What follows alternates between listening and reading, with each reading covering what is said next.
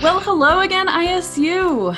Welcome to the second episode of History from Home, our little kind of history department get to know your faculty series. I am Dr. Sarah Roby, and today I am really pleased to be introducing Dr. Datta. Dr. Datta is one of our newer faculty members here in the history department, and we're going to talk a little bit today about her research and some of how she approaches her teaching here at ISU. And yeah, Dr. Datta, would you tell us a little bit more about your work and your background? Absolutely. Well, thank you so much for having me in this lovely series. I'm excited to be a part of it. So I am Dr. Arunima Datta, and I am a historian of world history, Asian history, particularly South and Southeast Asian history. And the themes that I particularly focus on are labor migration history, women's history, gender history, and all this fits within the larger context of British Empire in the 19th and 20th century.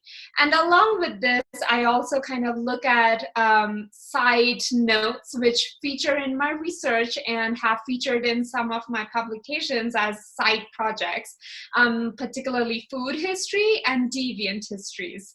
And as we know, even in the present day, the history of food travels with migrants, with cultural mobility across the world, and so was it in the 19th and 20th century. And also deviants move a lot, and also creation of deviant categories move a lot according to moving patterns of power and empire. So those are some of the fun, interesting themes, which you also get to see in most of my classes. Mm-hmm. And so tell us a little bit about some recent writing projects that you've been working on and how you've embraced those kind of really big themes and looked at them in kind of a smaller perspective with some of the subtopics you work on. Yeah, in fact, I'm very excited that my book, which is based on my PhD dissertation, is forthcoming with Cambridge University Press. Yay!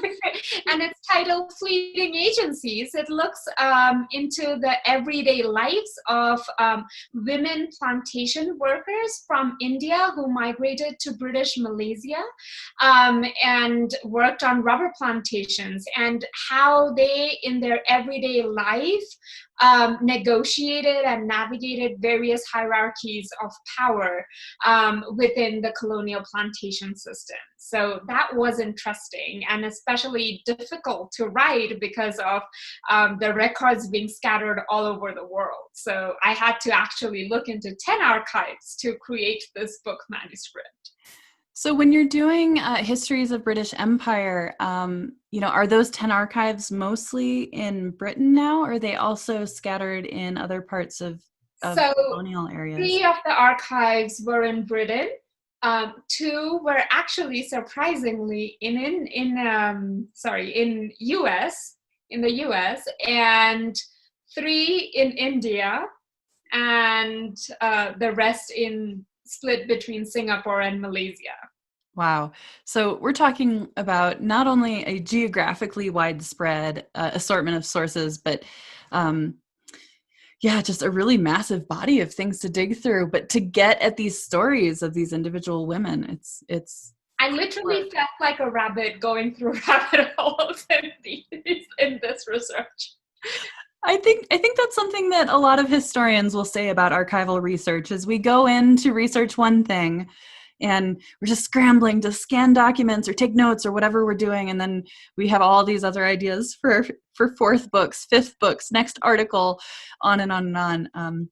We're a little scatterbrained sometimes in the archive, but it produces really cool work sometimes. So in the meantime, I have come up with little fun projects, which some of which have already come out, and some others are coming out this year. First was the history of shampoo.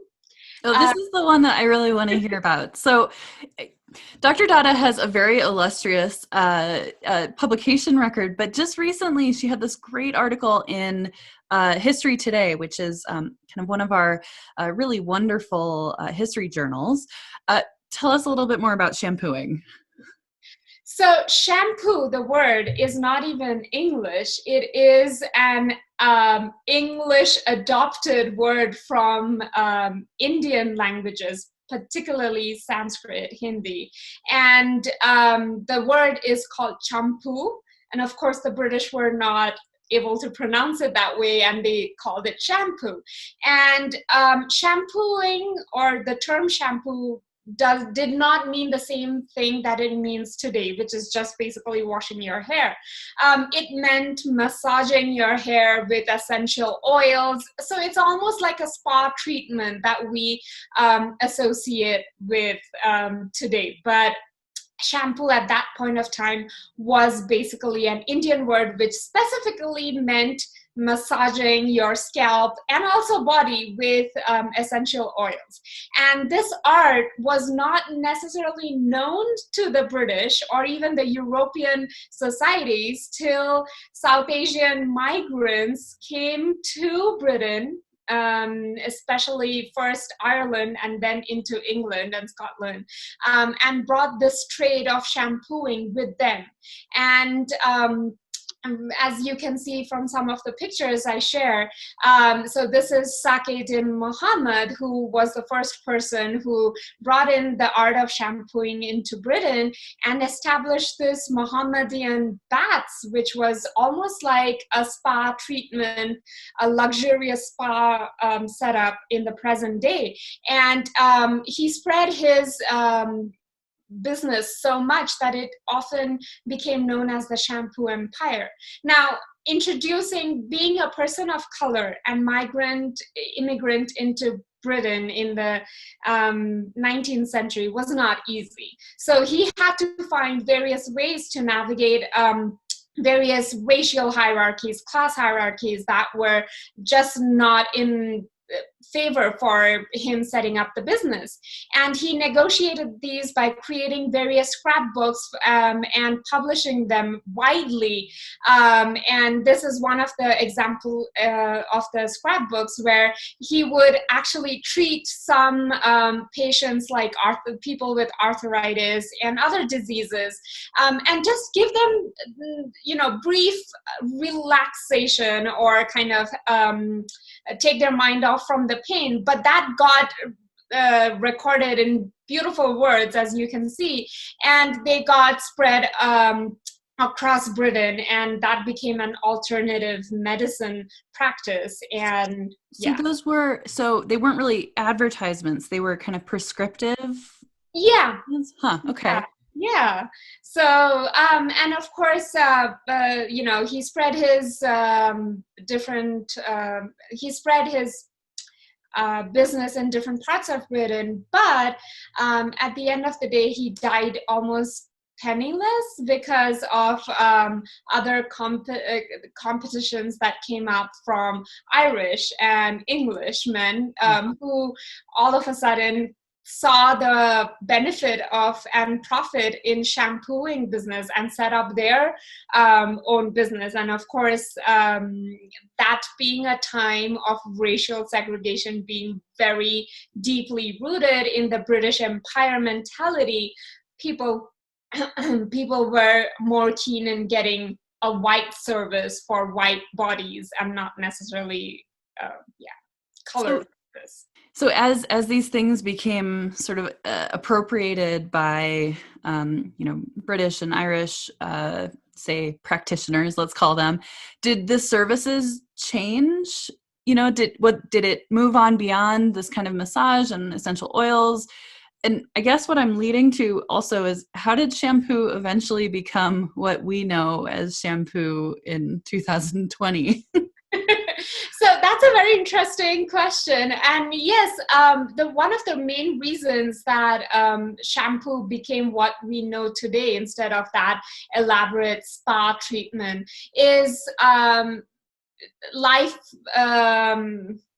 the everyday life changing. People did not necessarily have the means or the time to invest so much in getting shampoos every week. So they needed the convenience of having similar kind of products in their home, and they would be able to do it themselves.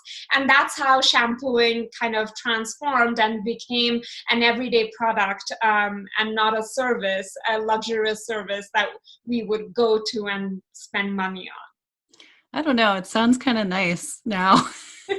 I might like to get a scalp massage. It sounds very relaxing, much more than the kind of daily chore of washing our hair every other few days or whatever. And also, like, shampooing at that point of time was not just head massage, because with the head came a very elaborate massage of your body, especially your shoulders. And as you can see from some of these apparatus of shampoo, it treated the whole body with warm kind of massages and various other treatments. Yeah, also sounding good in self-isolation, where we've all been sitting hunched over on our computers for weeks now. That does sound very good for aches and pains as well.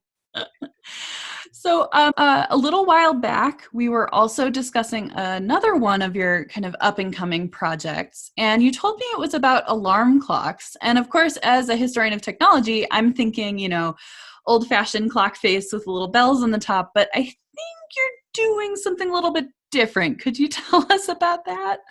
Yes. In fact, when I stumbled onto this research, I also thought clocks, like alarm clocks, machines. But to my surprise, the documents were talking about human alarm clocks. So this is human alarm clocks. Whoa. Okay. And this is in the beginning of the Industrial Revolution, where people could not have the luxury of waking up as they please and go to work as they pleased. This was not farms that they had to work on. So they had to go into regimented working time slots, or the assembly line would be affected. And alarm clocks were just being produced. They were not efficient, and they were super expensive. Mm-hmm. So working class individuals in industrial towns across Europe used individuals to come. They paid individuals to come and knock their doors or shoot peas onto their window to wake them up at a desired time. So in Britain, they were called the knocker-ups, and in Italy, they were called hooters, not the hooters we know today in our food cultures. And in French industrial towns, they were called the réveilleurs, which is basically waking up, waker-uppers. And so this piece of history, as you can see, this is one of the images of knocker-up, waking up industrial town members for their work. And this piece is coming out very shortly in the Journal of Victorian Culture. Oh, and I mean, a fascinating story in itself, but also goes to show you how much language has changed. Yes.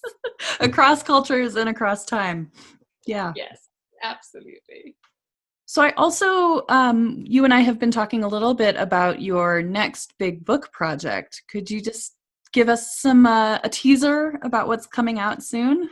Yes. So my second book project looks at the traveling nannies, traveling servants, particularly women servants, between Asian colonies and Britain, who accompanied colonial families and babies, sometimes single babies, traveling back and forth between India and Southeast Asia and Britain. And this project is tentatively termed Caring for the Empire, but I use amazing sources, postcards, passports, and case files about these women. And it's fascinating because it kind of brings the past into the present, because as we speak, we have so many migrant nurses, migrant domestic carers across the world, and it just makes the past so much more relevant in today's scenario. Oh, absolutely. I cannot wait to read that. No pressure, but I can't wait to read it. So, Dr. Datta, this stuff is so cool, and I know you've got a couple of other kind of interesting projects in the hopper, so to speak. But could you tell us a little bit about how you bring these wonderful topics into your classroom, into the classes that you teach? Yes, definitely. So I bring in these documents, for instance, the diaries and the scrapbooks, advertisements too in newspapers from, for instance, Sakeddin Muhammad, the shampooer guy, into my classroom to talk about how British empire was not only about flows from the imperial home to the colonies, but it consisted of counterflows where knowledge, culture from the colonies went into the metropole through migrants or through other means of mobilization, and influenced the imperial home, imperial culture, and world culture, creating these transnational networks of business, culture, everyday life patterns, which we don't necessarily think about. But these everyday documents kind of expose us to that idea of British imperialism was not just a one-way flow of knowledge or culture, but it was a complex network and complex counterflows of imperial cultures. And that even extends so far as just the words that we use for some of these things, like shampoo. Yeah. Yes, yes. Wow. Wow. Well, I know that in talking with some of your students, they love finding out about the kind of complexity of movement, of people and things and ideas. And that's always, I think, really revealing for students to see the interconnection. Because, often we teach things so regionally dictated, or just about the United States, or just about Europe. And when you start to widen the lens and think about how these things actually are all connected, I think, you see so much more. Exactly. And that is why I love transnational history. Yeah, yeah. So where can students find you over the next couple of semesters? What kind of classes are you offering? So I am going to be teaching history of empire, the British Empire, and the course number is History 4478. But grad students can also enroll in it, and with the course number 5578. And we will be talking more about shampoo empires and other different kinds of empires, traveling nannies, and we will be discussing a lot of primary sources like the ones that I just shared with you. I will also be teaching a lower division class, the history of bandits, pirates, and outlaws, and I love deviant histories. So, for instance, this is another kind of tidbit to share with you. The term thug is not, again, an English word. It was imported from the bandits in British India, the Thuggies, which the British Empire imported, and it has become an everyday use for our English language today. So things like that. Wow. Yeah, the bandits class, bandits, pirates, and outlaws is certainly a fan favorite, and it's also a gen ed class. So for those of you who are looking to not finish out a gen ed requirement, it's a good one for that too. Mm-hmm. Yes. Well, Dr. Datta, thank you so much for spending a little bit of time with us today while we're all at home in self-isolation. I have to say, your research is fascinating. I know your students really love your teaching, and we are so lucky to have you here at ISU. So thank you for everything. It was so nice talking to you. I'm lucky to be here, and thank you so much for having me on this show. Thank you. Yep. All right. See you soon. Bye-bye.